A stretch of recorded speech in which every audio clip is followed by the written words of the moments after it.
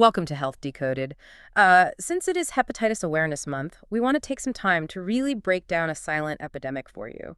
We're turning all this complex medical data into just practical, everyday health advice. Exactly. I'm really glad we're talking about this today. Yeah, because the liver is just this absolute powerhouse organ, right? Yeah. But it is constantly navigating what is basically a viral alphabet soup. You've got, hepatitis A, B, C, D, and E. Right. And each of those letters operates completely differently. I mean, hepatitis A and E, those are enterically transmitted. That usually means they're riding in on contaminated food or water. Oh, gotcha. And then there's C, which is totally different.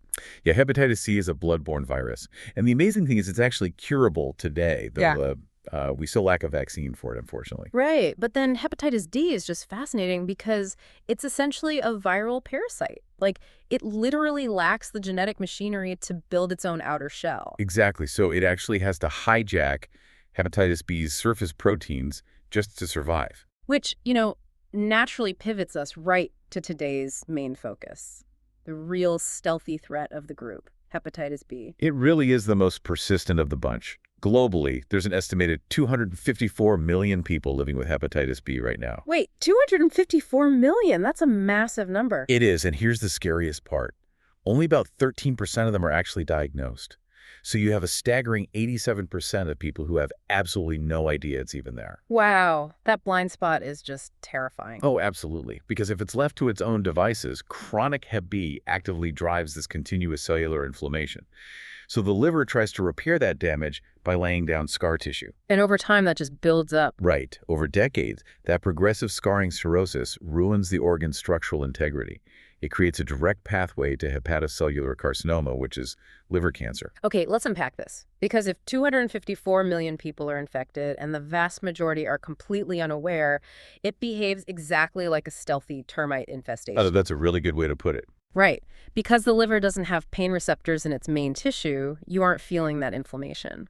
So the virus is just doing silent structural damage for years before the alarm sounds, or before you even see visible symptoms like jaundice. What's fascinating here is that the asymptomatic nature of that acute phase is exactly why routine screening is a lifesaver. That termite analogy hits the nail on the head. Yeah. You are essentially waiting until the house is already compromised before checking the foundation. Exactly.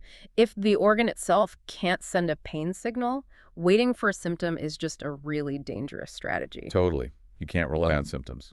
So since the virus hides so well, how do you take control? Like, how do you actively protect yourself against it? Well, the good news is it's highly preventable. We have an incredibly effective shield, which is the 3-dose hepatitis B vaccine series. Okay, so vaccination is step one. Right. And then pairing that immunization with safer sex practices, plus ensuring safe injection and sterile medical practices, that cuts off those primary transmission routes entirely. Makes sense. But what about everyday lifestyle choices? Because if the virus is already taxing the liver's regenerative limits, I imagine adding metabolic stress basically pours gasoline on the fire. Oh, 100%. Alcohol, for instance, requires extensive liver processing. So forcing your liver to metabolize alcohol while it's also fighting viral inflammation, that drastically accelerates the scarring process.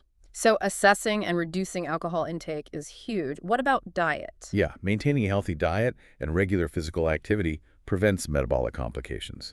Those would otherwise just compound any viral damage that's already happening. Okay, so when should a person actually seek medical help? Like, practically speaking, what are the guidelines now? Like we said, do not wait for symptoms. Universal screening is now the standard recommendation for all adults over 18. Just everyone over 18, period? Yep.